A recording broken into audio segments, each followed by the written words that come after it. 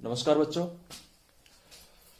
कक्षा 11 ड्राइंग विषय की बात करने अपन कल अपन ने कुछ बेसिक नॉलेज पढ़ा था कि चित्रकला में क्या होता है, चित्रकला कैसी होती है, क्या सब्जेक्ट है, इसके बारे में अपन ने बेसिक नॉलेज पढ़ा था। उसके बाद में अपन ने चित्रकला की मूलाधारों के बारे में पढ़ा था कि किस मूल आधार पर चित्रकला टिकी हुई है, उसके बारे में पढ़ा अपन ने। तो सब्जेक्ट शुरू करते हैं। चित्रकला के मूलाधार अपन ने इसमें पढ़ा था चित्रकला के तत्व, चित्रकला के तत्व। और इसमें अपन ने पढ़ा कि चित्रकला के तत्व जो होते हैं इनके आधार पर ही पूरी ड्राइंग क्लास 11th की पूरी ड्राइंग मूल आधारों पर ही टिकी हुई है। तो चित्रकला के मूल आधारों में तत्व पढ़ा। तत्व में पढ़ा अपन ने कि रेखा, रूप, रंग, तान, पोत, अंतराल, ऐसे कुछ इसके 6 भाग होते हैं तत्वों के। जो चित्रकला के तत्व उनके 6 भाग होते हैं, जिनको मैंने बताया आपको। चित्रकला के तत्वों में फर्स्ट था रेखा, और रेखा के बारे में बताया मैंने कि 2 बिंदुओं को मिलाने वाली सूक्ष्म कोण दूरी को रेखा कहते हैं। 2 रेखाओं को मिलाने वाली आकृति बन जाती है। ठीक है, ऐसे ही अपन ने धीरे धीरे पूरे चित्रकला के 6 तत्व पढ़े थे। मैंने आपको उसके नोट्स भी अवेलेबल करवाए हैं, आपने पढ़ा होगा, देखा होगा। तो जो भी ड्राइंग के विद्यार्थी हैं, चित्रकला विषय के जो भी विद्यार्थी हैं, वो जो भी मैंने नोट्स भेजे हैं, जो मैंने वीडियो भेजा है, उसको अच्छे से देखें, पढ़ें, याद करें। नोट्स भेजें, उनको लिखें। उन्हीं के आधार पे आपको अर्धवार्षिक के नंबर प्राप्त होंगे। आपको पता ही है, जैसे मैंने बता ही दिया था, स्कूल की गाइडलाइन आपको मिल चुकी है। तो इस आधार पे चित्रकला के जो 6 तत्व हैं वो अपन ने पढ़ ली। दूसरा टॉपिक आता है अपना चित्रकला के जो तत्व है, उसके बाद में संयोजन के सिद्धांत। ये आता है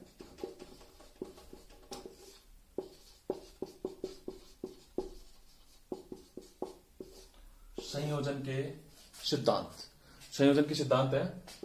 तो संयोजन के सिद्धांत क्या होते हैं, इनके बारे में अपन थोड़ा सा पढ़ते हैं। मैंने बताया था आपको कि चित्रकला के जो मूल आधार है वो 3 प्रकार के होते हैं। चित्रकला के तत्व, संयोजन के सिद्धांत, और तीसरा जो अपन नेक्स्ट पढ़ेंगे वो है षडांग। तो संयोजन के सिद्धांत के ऊपर बात करें तो संयोजन के सिद्धांत अपने 7 प्रकार के होते हैं। संयोजन के सिद्धांत अपने 7 प्रकार के होते हैं। इनके बारे में बात करते हैं। जिस प्रकार, याद रखना, जिस प्रकार चित्रकला के तत्वों पर पूरी चित्रकला टिकी हुई है, उसी प्रकार संयोजन के सिद्धांतों के बगैर एक चित्र नहीं टिक सकता। कहने का मतलब, ये सिर्फ चित्र बनाने के लिए काम में आने वाले तत्व हैं। इनके बगैर चित्र नहीं बन सकता, या चित्र दिखाई नहीं देगा इनके बगैर। और ये सिद्धांत ऐसे हैं जिनके बगैर एक शुद्ध चित्र, जो लोगों को कभी कतई पसंद नहीं आएगा, ऐसा चित्र कभी बन ही नहीं सकता। इन सिद्धांतों की पालना जरूरी है। हर बात में, हर कोई भी अपन चित्रावली का निर्माण करेंगे, उसमें एक नियमों की आवश्यकता होती है, नियम कायदे की आवश्यकता होती है। वो नियम कायदे सिद्धांत वो अपने को संयोजन के सिद्धांतों के रूप में यहां मिलेंगे।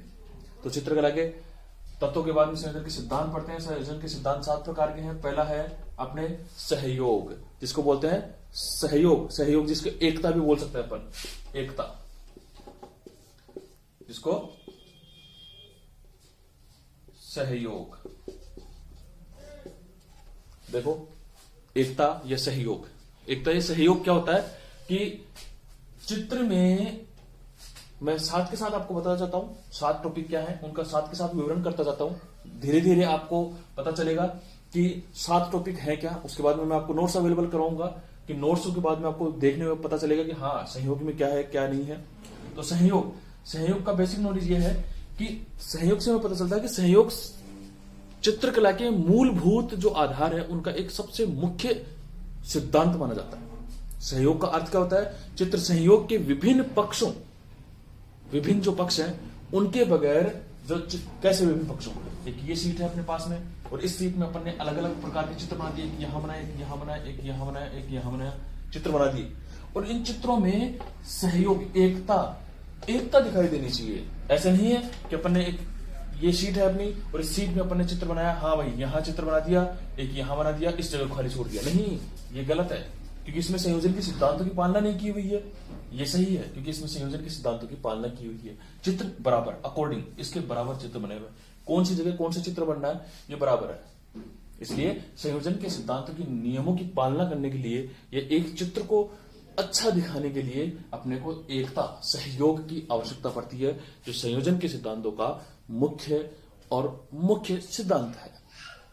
बात करते हैं अपन नेक्स्ट आ गया होगा आपको एकता समझ में कि चित्र को कैसे एकता के सूत्र में। एक उदाहरण और देता हूं। जैसे एक चित्र बनाया अपन ने और उस चित्र में अपन ने 20 आकृतियां बना दी। 20 आकृतियों में अपन ने देखा कि एक आकृति अपन ने कॉर्नर में यहां बनाई हुई है, एक आकृति, और एक आकृति अपन ने यहां बना दी और बाकी सीट पूरी खाली पड़ी हुई है। नहीं, ये एकता नहीं है। इसमें चित्र में सामंजस्य नहीं है, इसमें चित्र में सहयोग नहीं है। क्यों नहीं है? इसमें एकता नहीं है। क्यों नहीं है? क्योंकि चित्र की बाकी जगह पूरी खाली पड़ी हुई है और इसका संतुलन, तालमेल नहीं बैठ पा रहा है। और तालमेल कब बैठेगा? जब इस चित्र को अपन चारों तरफ से फिक्स करेंगे, पूरा भरेंगे इसको, या चित्र को अकॉर्डिंग टू कैसे भी एक जगह करके और उस चित्र को अपन संतुलन में करेंगे। वो होगा सहयोग, सहयोग बिठाना आपस में। ठीक है, दूसरा पढ़ते हैं अपन। दूसरा होता है संतुलन। दूसरा होता है संतुलन। देखो, संतुलन प्रकृति का मूलभूत सिद्धांत है। प्रकृति जो होती है अपनी, उसका मूलभूत सिद्धांत संयोजन माना जाता है।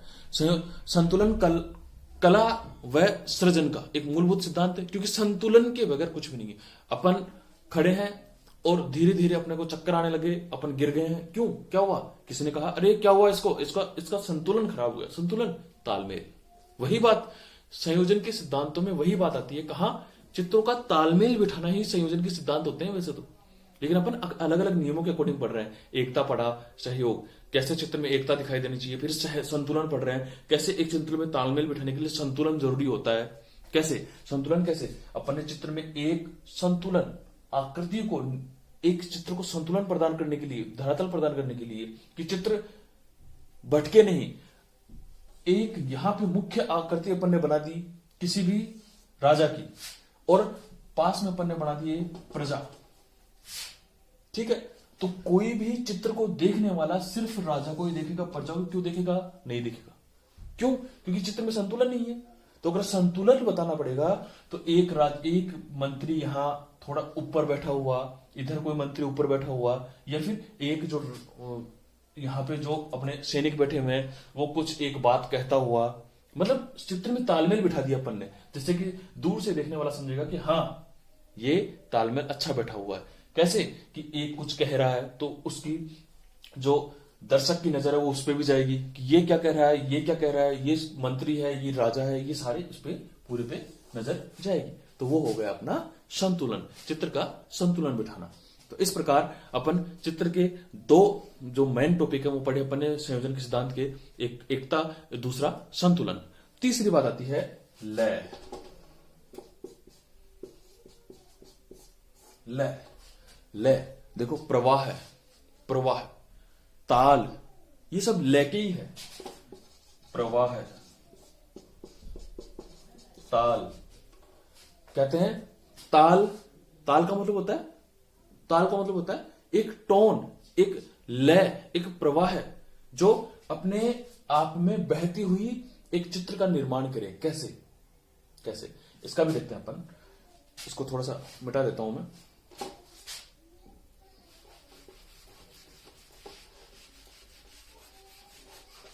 जो तालमेल बिठाने के लिए अपने को काम करना पड़ेगा वो अपने लय में होगा। तो लय एक चित्र की मूलभूत रचना है और लय के बगैर एक चित्र का निर्माण नहीं किया जा सकता, क्योंकि लय से ही एक श्रेष्ठ चित्र का निर्माण हो सकता है। एक चित्र में लय, तालमेल, ताल होना जरूरी है। तो ऊपर पढ़ेंगे लय, ये अपने संयोजन के सिद्धांत का तीसरा भाग है, लय। तो लय में देखो, कला की दृष्टि से प्रवाह है, लय व गति अभिप्राय एक ही माना जाता है। गति, प्रवाह, लय, ये एक ही माना जाता है। तो इसमें हुआ क्या? चित्र की भूमि, तो अपन लय की बात कर रहे थे। लय क्या होता है? देखो, लय, प्रवाह, ताल, मैंने अभी बताया आपको कि लय, प्रवाह, ताल ये सब एक ही सिंबल्स हैं। तो देखो, कला की दृष्टि से जो लय है वो महत्वपूर्ण है।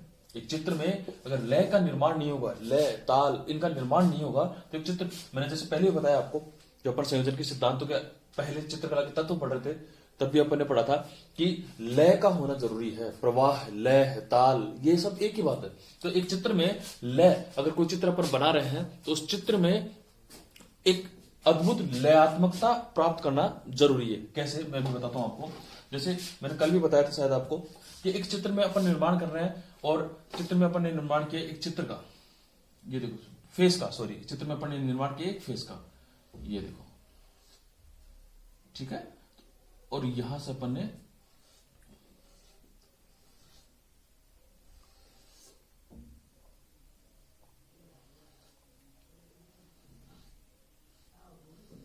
ये पन्ना फेस हो गया एक, ये देखो। मतलब अपन ने लय का आभास करवाया, अपन ने इसमें लय दिखाई अपन ने, और लय का आभास करवाते अपने को पता चला कि ये एक चेहरा है। इसमें लयात्मकता न होके आधुनिक काल में क्या हो रहा है, अमूर्त चित्र ज्यादा बन रहे हैं। अमूर्त चित्र कैसे, अमूर्त चित्र कैसे कि उनको डायरेक्ट फेसिंग के द्वारा दिखाया जा रहा है। ऐसे किया, ऐसे किया, ऐसे किया, ऐसे किया, ये लो, ये भी चेहरा है। लेकिन आधुनिक काल में इसको ज्यादा दिखाया जा रहा है, पर्टिकुलर प्रवाह की इस्तेमाल नहीं, लेकिन लयात्मकता सब में जरूरी है। अगर लय नहीं होगा, ताल नहीं होगा, प्रवाह नहीं होगा तो एक चित्र अधूरा है। कुल मिला के प्रवाह को अपन बात कर रहे हैं तो प्रवाह की बात यही है कि इसमें चित्रभूमि होती है, उसमें दृष्टि ऐसे पड़े जो दर्शक देखने वाले की नजर लय प्रवाह की तरह चित्र में, पूरी चित्र में घूमे। कहने का मतलब एक चित्र में अपने पास में, पूरे चित्र में ऐसी आकृतियों का निर्माण करना है कि चित्रकार की नजर या दर्शक की नजर एक ही जगह टिकी नहीं रहे, उसकी नजर चारों तरफ पूरी चित्र में घूमे और सोचे कि ये चित्र क्या है।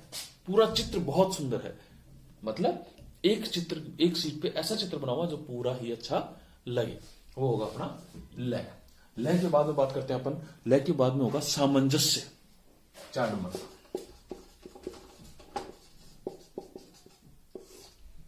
लय के बाद में होगा सामंजस्य।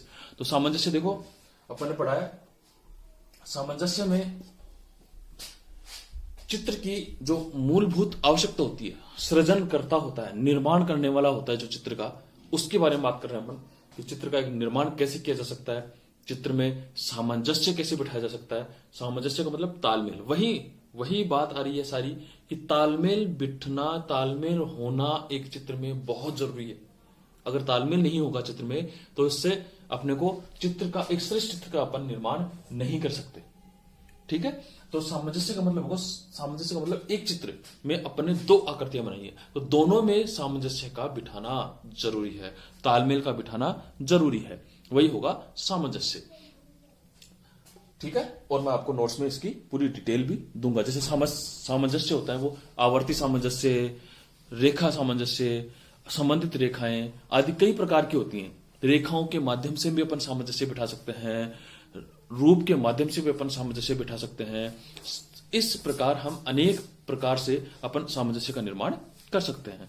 जैसे तत्व के जो बहुत सारे रूप होते हैं, रेखा, रूप, रंग, तान, पोत, अंतराल, तो इसमें कुछ तत्व ऐसे होते हैं जैसे तान, रूप, पोत, ये 3, तान, पोत और रूप, ये जो 3 है, रूप, तान, पोत, इन तीनों का उपयोग सामंजस्य में करना चाहिए। तान का मतलब टोन, लय, रूप का मतलब एक अच्छी आकृति, और पोत का मतलब उसके अंदर जो पीछे का बैकग्राउंड है वो अच्छा होना चाहिए। इस प्रकार होगा सामंजस्य।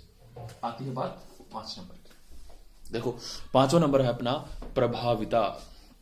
क्या है? प्रभाविता। प्रभाविता की बात करते हैं अपन। प्रभाविता चित्र में उस सिद्धांत का काम करता है कि किसी एक आकृति में, किसी एक चित्र में एक मुख्य आकृति का होना अति आवश्यक है। प्रभाविता कि प्रभाव किस आकृति से आ रहा है। अपन ने चित्र बना लिया और चित्र के अंदर अपन ने देखा कि पूरे चित्र में अपने को कोई भी आकृति एक अलग दिखाई नहीं दे रही, सभी आकृति सेम हो गई। तो सेम हो गई तो वो चित्र अच्छा नहीं लगेगा। किसी एक चित्र को, किसी एक आकृति को अपने को उसमें से प्रभावशाली दिखाना पड़ेगा। प्रजा दिखा दी अपन ने, पूरी प्रजा नहीं, उसमें एक अपने को राजा या किसी मंत्री को दिखाना अति आवश्यक है। अगर अपन किसी राजा को दिखाते हैं, किसी मंत्री को दिखाते हैं उसमें, तो वो पूरी पर्टिकुलर वो सामंजस्य के साथ प्रभावशाली आकृति एक दिखाई देगी। और उस चित्र में एक प्रभावशाली आकृति अगर होती है तो वो चित्र श्रेष्ठ माना जाता है। इस प्रकार होता है प्रभाविता। कौन सी आकृति आपको प्रभाव दिखा रही है? एक चित्र में ऐसी कौन सी आकृति है जो प्रभाव दिखाती है? देखो, अपन जब 12th क्लास में अपन चित्रकला के जो विद्यार्थी हैं वो अगर 12th क्लास में भी चित्रकला रखते हैं और वो 12th क्लास में अगर चित्रकला पढ़ते हैं तो उसमें आएगा एक राजस्थानी शैली। एक चैप्टर का नाम आएगा राजस्थानी शैली। उस राजस्थानी शैली के अंदर अपने को मारवाड़, मेवाड़, ढूंढाड़, हाड़ौती ऐसे शैलियां मिलेंगी। अपने राजस्थानी शैली की उप शैलियां मिलेंगी। मारवाड़ जो शैली आएगी उसमें जितने भी चित्र बने हुए हैं वो सारे प्रभाविता के नियमों का पालन करते हैं। मारवाड़ शैली में जितने भी चित्र बने हैं ना वो सारे प्रभाविता के नियमों का पालन करते हैं। किसी भी एक चित्र में ऐसा नहीं है। संपूर्ण चित्र आकृतियों में एक प्रभावशाली आकृति को दिखाना। नेक्स्ट अपन बात करते हैं नंबर 6 की, प्रमाण। प्रमाण जिसको अपन अनुपात भी कहते हैं।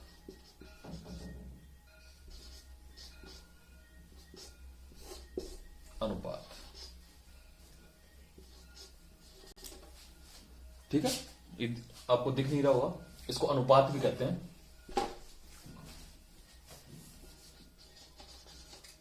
ठीक है, अनुपात। तो अनुपात का मतलब हो गया, इसमें पढ़ रहे थे अनुपात। अनुपात, प्रमाण।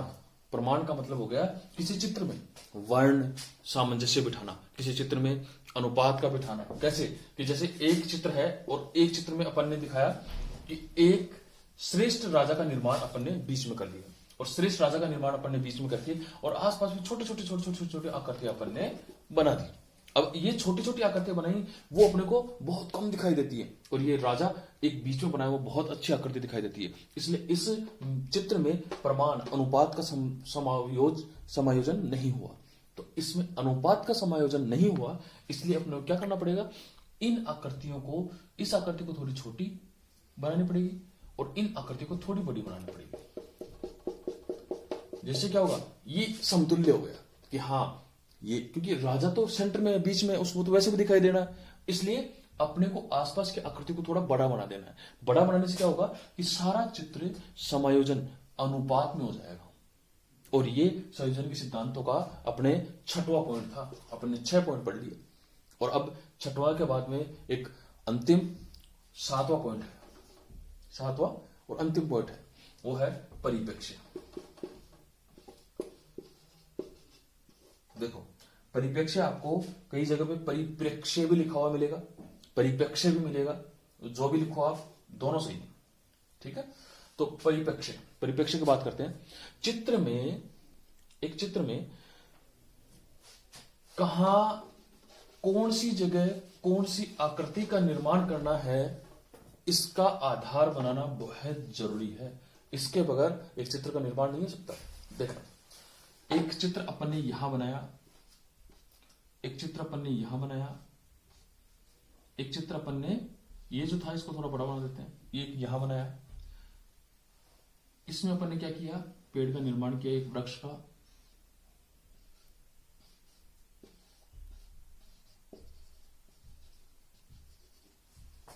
एक ये चित्र था, इसमें अपन ने पेड़ का निर्माण कर दिया एक में।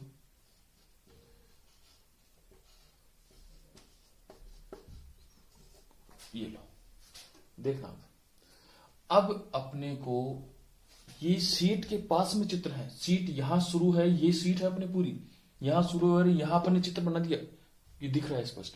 लेकिन अपने क्या करना है, परिप्रेक्ष्य का निर्माण करना है। तो कैसे करेंगे परिप्रेक्ष्य का निर्माण, वो ऐसे करेंगे। कैसे, अपने को यहां भी एक चित्र दिखाना है, तो कैसे दिखाएंगे, इतना सा, ये लो। यहां भी एक चित्र दिखाना है, इसके जस्ट पीछे, तो वो छोटा बनाएंगे। क्या हुआ, अपनों को खुद देख सकते हैं कि ये चित्र आगे है, वो चित्र पीछे है।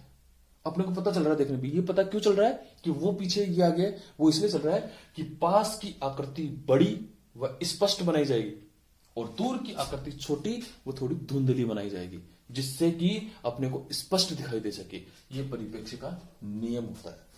देखिए, मैंने आपको कल भी बताया होगा शायद, अपन ने देखा था कि परिप्रेक्ष्य के नियमों में क्या होता है कि कई जगह अपन जाएंगे, जैसे रेलवे पटरी की बात की थी मैंने। रेल की पटरी के अगर बीच में अपन खड़े होते हैं और अपन देखते हैं तो दो पटरियां सीधी जा रही होती है, लेकिन जैसे ही अपन 1-2 किलोमीटर आगे तक की तरफ देखते हैं तो अपने को पता चलता है कि वो आगे मिली हुई मिलेगी अपने को। क्यों? वो परिप्रेक्ष्य है, मिली हुई नहीं है, वो परिप्रेक्ष्य है। देखो, अपन यहां खड़े होकर एक खाली जगह मैदान के अंदर देखेंगे तो क्या होगा कि दूर से देखने पे अपने को आसमान और धरती मिली हुई दिखाई देगी, मिली हुई कहीं नहीं है, वो सिर्फ परिप्रेक्ष्य है। तो ऐसे ही अपने को चित्र में भी परिप्रेक्ष्य के नियमों का पालन करना पड़ता है।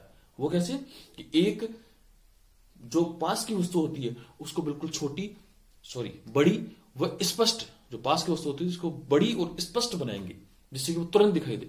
और जो पीछे की होती है, कई बार आपने देखा होगा कोई सीरियल वगैरह चलता रहता है, नाटक वगैरह जो अपने देखते हैं अपन टीवी पे, वो चलते रहते हैं। उसमें क्या होता है, जो मुख्य बोलने वाला होता है उसको कई बार बिल्कुल स्पष्ट दिखा देते हैं और जो पीछे बोल चुका होता है उसको बिल्कुल धुंधला कर देते हैं। वो धुंधला टाइप में दिखाई देता है और जो आगे वाला होता है वो स्पष्ट दिखाई देता है, जो बोलने वाला होता है।